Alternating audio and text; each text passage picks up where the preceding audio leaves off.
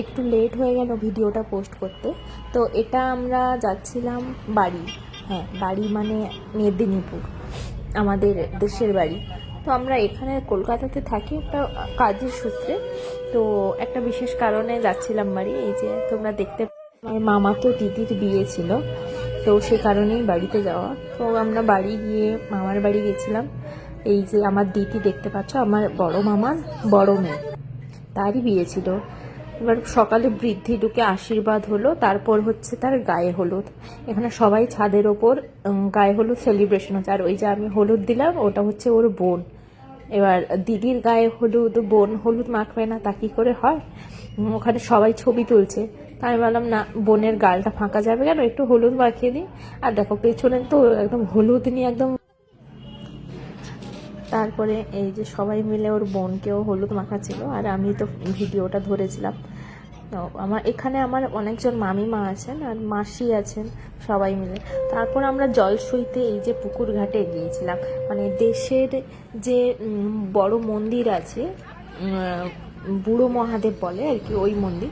তো ওই বুড়ো মহাদেবের মন্দিরে একটা পুকুর আছে, ওই পুকুরেই জল সইতে যাওয়া হয়েছিল সবাই মিলে। আর এই পুকুরটার জলটাতে দেখেছো হ্রদ পুরো একদম ভর্তি হয়ে গেছে। আর এদিকে সমস্ত রিচুয়ালগুলো করিয়ে নিচ্ছিল, আর আমরা বোনেরা সবাই মিলে হাসি ঠাট্টা ইয়ার্কি সবাই করছিলাম। আর মামিমা তো ওখানেই যে একদম নিচে বসে আছেন, দেখেছো মামিমা তো কাঁদছিলেন, কিন্তু আমরা সবাই মিলে মামিমাকে হাসানোর চেষ্টা করছিলাম। তো এই যে তারপরে যে জল দেখতে পাচ্ছ, এই জলটা দেখেছো, আমি বলছিলাম না হ্রদ ভর্তি হয়ে গেছে পুরো একদম। কেউ ইউজ করে না তো পুকুরটা, ঠাকুরেরই পুকুর ওটা, ওই জন্য এরকম জমে গেছে। তারপর এই যে সমস্ত রিচুয়ালগুলো হলো, শঙ্খতে করে জল ধরে ওর মাথায় জল দেওয়া সব কিছু। আর এখানে তো স্নান করা যাবে না, ওর বাড়ি গিয়ে স্নান করে নেবে। তারপর এই যে ঘট মাথাতে করে নিয়ে যেতে হবে বাড়িতে।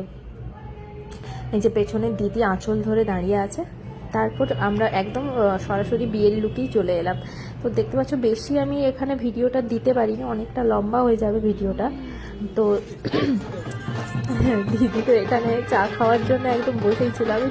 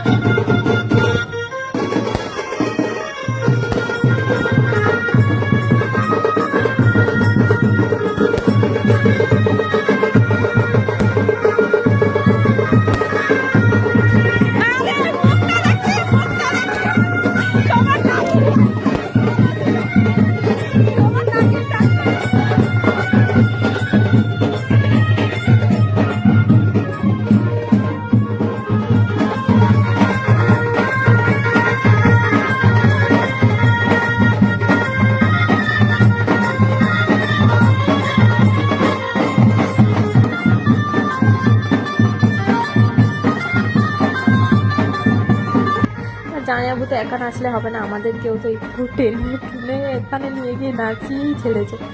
এই যে আমার দিদি আর আমি দুজন মিলে নাচছিলাম ওখানে। তারপরে এই দেখো বিয়ে শুরু হয়ে গেছে। এটা কিন্তু দুটো স্টেটের বিয়ে, মানে বিহারির বিয়ে, আর আমার দিদিও বাঙালি আর জামাইবাবু হচ্ছে বিহারি। তো প্রথমে বিয়েটা দেখো দিলেই বুঝতে পারবে, প্রথমে বাঙালির মতো সব কিছুই হয়েছে, তারপর বিহারিদের মতো সাত পাক সব কিছু, ওদের রিচুয়ালে সিঁদুরদান সব কিছুই হয়েছে ওদের রিচুয়ালে। এবার দেখো ওখানে স্পেসটা এতটাই কম ছিল যে জামাইবাবু গোল গোল করে ঘুরছিল, আর আমরা সবাই ঠাট্টা ইয়ার্কি করছিলাম।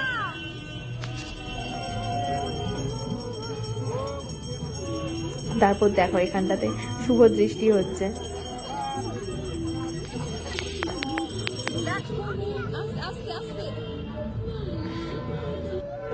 প্রথমের বিয়েটা বাঙালিদের মতোই হয়েছে, কিন্তু তারপরে যে বিয়ে সিঁদুর দানটা হয়েছে ওদের বিহারিদের রিচুয়ালে।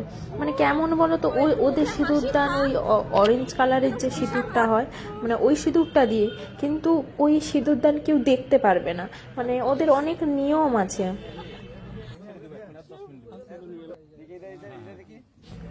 কিন্তু কি সুন্দর লাগছে না দিদিকে সাজানোর পরে, সত্যি চোখই ফেরানো যাচ্ছিল না ওই দিন। তো তোমরাও দেখে জানিও যে কেমন লাগছে দিদিকে সাজতে। আর জামাইবাবু দিদির জড়ি তো একদম জিন্দাবাদ। তারপরে একে একে করে সমস্ত রিচুয়ালটা হচ্ছিল। এই যে খই পোড়া হচ্ছে, এটা কিন্তু আমাদের বাঙালিদের, বিহারিদের এই নিয়মটা আছে কিনা আমি ঠিক জানি না। তো এটা আমাদের বাঙালিদের মতোই হচ্ছিল। তারপর দেখো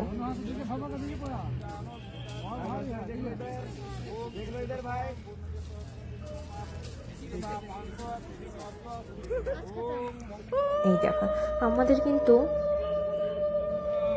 বাঙালিদের কিন্তু মানে আমাদের বিয়ে কিংবা আমাদের আশেপাশে এলাকাতে যত বিয়েই দেখেছিলাম কিন্তু এরকম 7 পাক কিন্তু আমরা দেখিনি। আমার বিয়েতেও হয়নি, কিন্তু কাদের কাদের তোমাদের বিয়েতে এরকম 7 পাক হয়েছে তোমরা অবশ্যই কমেন্ট বক্সে জানিও।